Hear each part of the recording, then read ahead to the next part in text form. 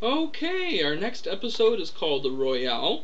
It's episode number 38, and it originally aired on March 25th, 1989, and it was written by Tracy Torme, who went by Keith Mills in this episode, and it was directed by Cliff Bull. Now, plot-wise with this episode, the Enterprise is responding to a report from a Klingon scout ship, and the Enterprise drops into orbit around Theta 8, which is a barren, inhospitable world.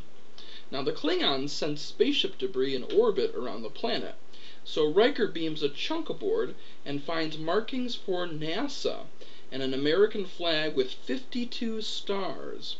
Now, these symbols date the craft from 21st century Earth. Obviously, since we're in the 21st century, perhaps they're thinking of the 21st century a few decades from now. Anyways, I continue. Now, when the sensors detect an area of breathable air on the surface of the planet, Riker, Data, and Worf beam down for a closer look, and they find the Royale, which is a casino hotel which was made to resemble that of 20th century Earth. Now, after entering and investigating, they discovered that they can't leave the hotel. And more investigation leads them to a hotel room. And in the bed in the room, they find the remains of Colonel Stephen Ritchie, who has been dead for 283 years. Now, the records on the Enterprise show that NASA launched Colonel Ritchie's craft on July 23, 2037. So, as I had mentioned before, it is a little bit in the future. So, right now, the date as I'm recording this is 2013. In about 20 years, we're going to have a couple more stars on our flag, guys, just to let you know that. Anyway, Ritchie's diary gives a sketchy history of the next events, and that details an alien presence encountering the craft and accidentally killing all the other astronauts.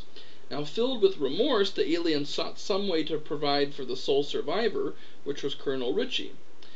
What they found was a pulp novel called Hotel Royale among the crew's belongings, and they believed it was the preferred mode of existence for humans, so they created an environment for him to live in out of that book.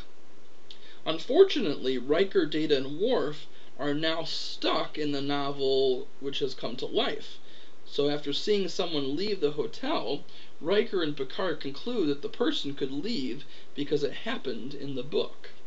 So Riker, Data, and Worf become the foreign investors, which are mentioned in the novel. Now, according to the book, these foreign investors purchased the Royale for $12.5 million. So Data suggests that he try to win the money at gambling and chooses the game of craps. Now, after rebalancing the loaded dice, Data wins 19 consecutive passes at the craps table. Now, with the gambling funds, Riker, Data, and Worf buy the Royale, and they're able to leave the hotel. And that is the end of the episode. Now, in my opinion, this episode is kind of an okay episode. It's fun to see Data, Riker, and Worf in a setting other than the Enterprise, and them having fun in a hotel and kind of intermingling with these supposed people that are on this planet. But it just seems, I don't know how to describe it other than just kind of another episode that's a little bit forgettable at the same time. So I don't know if any of you Next Generation fans remember this episode. Probably the hardcore ones do, but I would suspect a lot of you probably don't. And interesting enough, there is a little bit of controversy behind the scenes with this episode. As I had mentioned at the beginning of this review, Tracy Torme went by Keith Mills, and I'll explain why. Maurice Hurley, who was in charge of, headed up the writing staff, had a lot of conflict with Tracy over this episode. So I'm going to read a little bit from a book called Captain's Logs, which came out in 1996, but you can probably still find it on Amazon.com. It's a great Star Trek resource. If you don't have it, I encourage you to buy it. But this is what Maurice Hurley said about this episode. He said, "I thought the script was weak in terms of the story premise. I found out after we were in the middle of it that it was a takeoff from the old series about a society based on a book, a piece of the action. any of you guys remember that from the original series, a piece of the action. There were gangsters in this one, gangsters in that one, and both based on a book. It seemed derivative to me, but I didn't know it was derivative until we were in the middle of it. Now, Tracy Torme says, when I came in to pitch to Bob Lewin, he really liked that story, which was at the time called The Blue Moon Hotel. It was a story that I had always liked. There had been a lot of talk about doing it the first year, but finally the second year gave me the green light and told me to go ahead and do it. It became the Royale, and I wrote a draft which was, again, a bit of a departure for Star Trek. It was kind of surrealistic piece, with a lot of comedy and a lot of subtle satire in it. One of the executive producers and I had a severe disagreement about how the show should be done, and for reasons which I believe are personal rather than professional, I was informed that I was being removed from the script. At that point I immediately told them that I wanted my name taken off the script, because I knew the direction they were going to go in, and I just knew with all my heart that it was a bad choice. I've completely disowned the piece.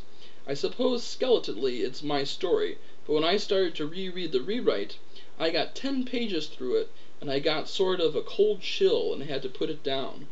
An interesting thing is that the cast, the crew, and even secretaries went out of their way to tell me how much they liked my draft, and they asked me in a totally puzzled manner what on earth had happened and why we had changed it. All I could do was shrug. Of course this is all my opinion, and you'll probably hear something different from the other side. Basically, there's one person who had this disagreement with me and removed me. I felt like a lot of comedy was taken out. A lot of the surrealism was taken out. I feel that it's very heavy-handed now, and it's gone from being a strange episode to being a stupid episode. So, quite a bit of conflict there between Tracy Torme and Maurice Hurley there, and ironically enough, they had the same type of problem in the first season with Gene Roddenberry, and a lot of people thought that Maurice Hurley and Gene Roddenberry were basically like, poker buddies, and they basically had the same sensibilities and very strict ideas of what they thought Star Trek should be. So when Maurice was heading up this department in the second season, there were a lot of writers who came and went. And eventually Maurice Hurley himself left at the end of the second season. So still a lot of changes and tension behind the scenes in the second season. We see that smoothing out a little bit as time goes by, but this one had some interesting behind the scenes stuff, so I hope you enjoyed that. Stay tuned for the next episode, guys.